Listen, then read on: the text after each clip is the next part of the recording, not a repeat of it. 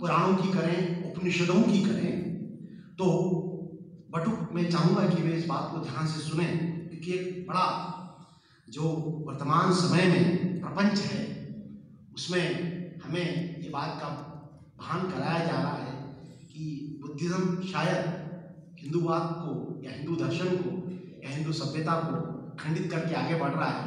उसको हम समझें और किस तरह से अपने सनातनी धर्मों को अच्छी तरह समझकर बुद्ध धर्म की सार्थकता को निरूपित करें।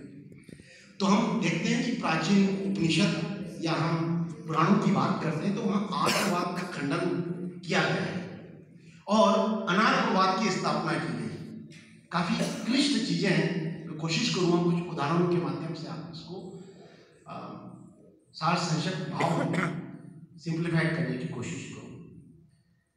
बौद्ध दर्शन को हम हमेशा मानते हैं कि वो वैदिक परंपरा या पुराणों या सनातन धर्म या दर्शन के विरुद्ध एक उपजा हुआ एक नया दर्शन है, जो कि दुर्भाग्यपूर्ण अज्ञानवश माना कि वे आत्मा नहीं मानते, उसको मानते हैं जीव जो है वो 5 स्कंदों में विभाजित है और इसलिए शायद महात्मा बुद्ध ने अपने आप को दुखों से मुक्त करने के लिए, दुखों से द्रवित होकर दुख निरोध करने का उपाय बताया और अविद्या एवं तृष्णा जो है वही दुख का सर्वप्रथम या सर्वप्रमुख कारण माना। तो आइए हम देखते हैं बौद्ध धर्म में कुछ शब्दावली है, वो कहाँ से हमारे समक्ष उनका प्रादुर्भाव हुआ। तो शुरुआत करते हैं चलिए शब्द बुद्ध से। बुद्ध के जन्म के काफी समय पूर्व वायु पुराण में स्वयं दक्ष प्रजापति दक्ष ऋषि शिव को बुद्ध निरूपित करते हैं और वह बुद्ध महाभारत के शांति पर्व के 193 से लिया गया है, जिसका आशय है प्रज्ञावान, विद्यावान। तो आइए अब देखते हैं कि हमारा जो 4 महावाक्य है उसका प्रथम वाक्य जो ऋग्वेद में है प्रज्ञानम ब्रह्म, प्रज्ञानम ब्रह्म। तो कहीं ये दोनों में सार्थकता या समयता या एक समानता स्थापित नहीं होती क्या?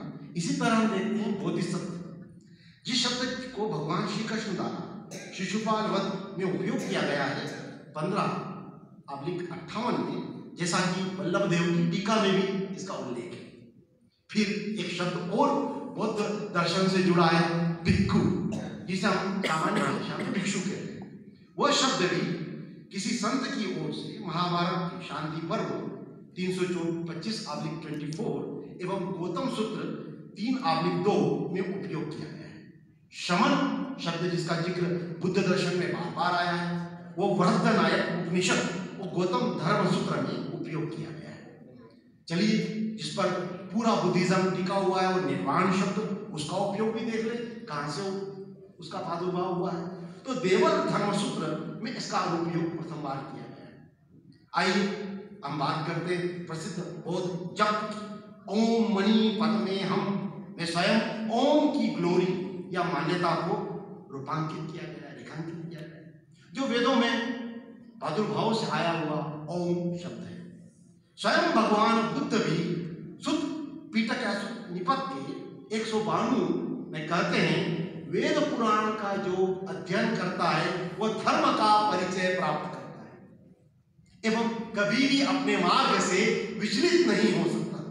सुत निपत 503 में वे पुनः कहते हैं जो व्यक्ति विद्वान है, वेदों से परिपूर्ण है, वेदों के ज्ञान से परिचित है, ऐसे विद्वजन का समर्थन किया जाना, उसका अनुसरण किया जाना समाज के हितकारी, कल्याणकारी, मंगलकारी सिद्ध होगा।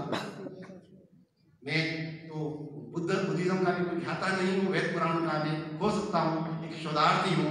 तो कहते हैं यो वेदाहु ज्ञान नर्तो सतेहिमा, यही बात उन्होंने सुत निपत के 10:59 और 10:61 में बुद्ध कहते हैं जो वैदिक विद्वान माया से मुक्त है, मोहयुक्त नहीं है, वह दुनिया के दुखों से मुक्त हो सकता है एवं पापों से भी मुक्त हो सकता है। इसी तरह सुत निपत 846-458 में बुद्ध कहते हैं वैदिक विज्ञान या पुराणों का ज्ञान है वो अहम का शिकार नहीं होने देता सामान्य जन को, एवं व्यक्ति जीवन के जो उद्देश्य है उनको वो सफलतापूर्वक प्राप्त कर सकता है। तो अब देखते हैं कि हम किस तरह से बुद्ध का दर्शन वेदों से भिन्न हो सकता है। कहीं नहीं दिखता हमें। हम ये मानते हैं वेद और पुराणों से बुद्ध का कोई भी दुर्भाव नहीं था, किसी प्रकार से उसकी महानता को, उसकी